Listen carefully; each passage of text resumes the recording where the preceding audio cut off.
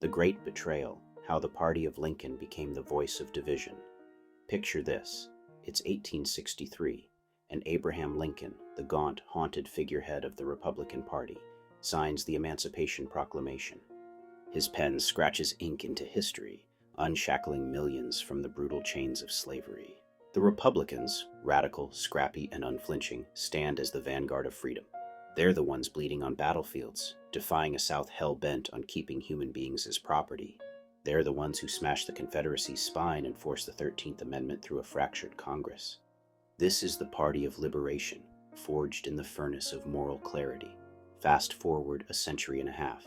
The same Republican Party, now a bloated, unrecognizable beast, snarls with a different tune. Dog whistles echo through its ranks. Law and order. America first. Protect our heritage. The descendants of Lincoln's abolitionists now cozy up to Confederate flags at rallies, wink at white grievance, and peddle policies that hit hardest at the margins: black, brown, poor. What the hell happened? How did the party that broke slavery's back become the megaphone for a new kind of bondage?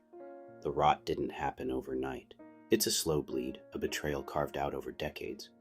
The first cracks showed after Reconstruction, when the GOP, exhausted from war and drunk on industrial cash, started abandoning black Southerners to the wolves of Jim Crow. By the early 20th century, they'd traded abolitionist fire for corporate handshakes, leaving their moral compass to rust.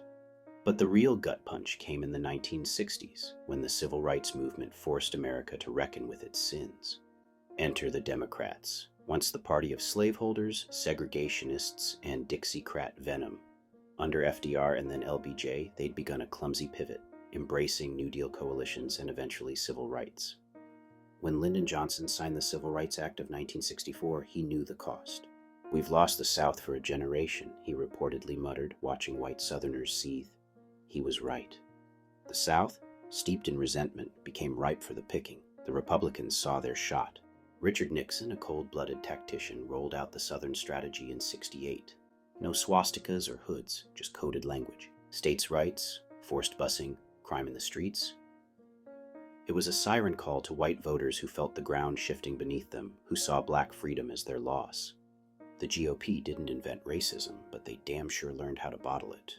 Goldwater laid the groundwork, Nixon poured the foundation, and Reagan, smiling like a preacher, built the church. By the time Reagan swept in during the '80s, the transformation was complete. The party of Lincoln was now the party of welfare queens and young bucks buying T-bone steaks, phrases that didn't need a decoder ring to know who they were targeting.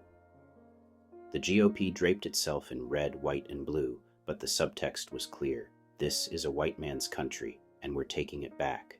Today, the stench is unmistakable. Trump's MAGA circus, birtherism, border walls, shithole countries, didn't spring from nowhere. It's the Southern strategy on steroids, amplified by a party that spent decades tilling the soil of fear and division. Charlottesville's tiki torch marchers weren't outliers. They were the GOP's Frankenstein, stitched together from years of winking at the worst impulses.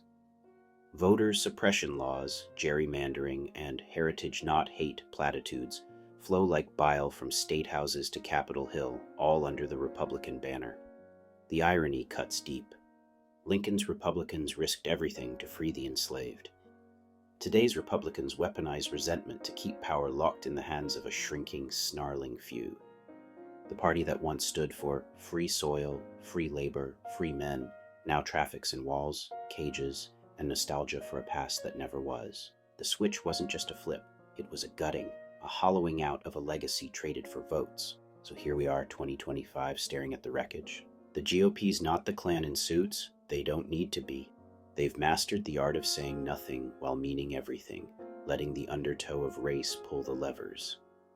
Lincoln's ghost must be screaming. His party freed the slaves only to end up forging new chains, subtler, shinier, but no less real. By Scott Young, aka Sin Famous Gamer.